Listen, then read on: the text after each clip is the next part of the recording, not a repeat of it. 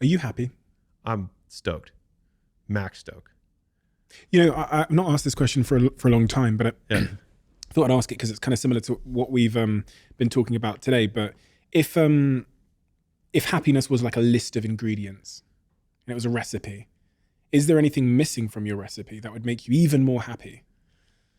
And sometimes that recipe is about balancing the ingredients. You need 2 eggs and 100 eggs. Yeah, 1 cup of flour. Yeah. For me, it's always been about autonomy. I want to be able to do what I find interesting.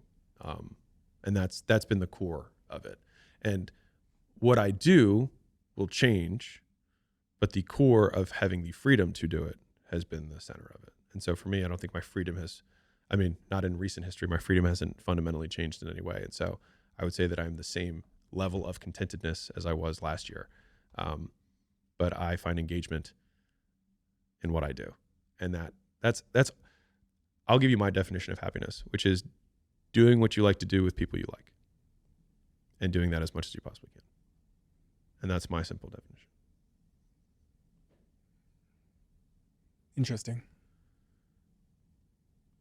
I've tried to figure that out, that like professional, like, I guess it's not even a professional thing, but I've tried to figure out and summarize. That's a wonderful summary. The place I'd gotten to is if you're surrounded by people you love, you're doing something that challenges you, which I think is an interesting one. You've kind of encapsulated it just by saying things you like, but that challenges you, gives you a sense of forward motion and progress towards a meaningful goal. And that's a subjective thing. Could be raising a kid or making $1 million, whatever.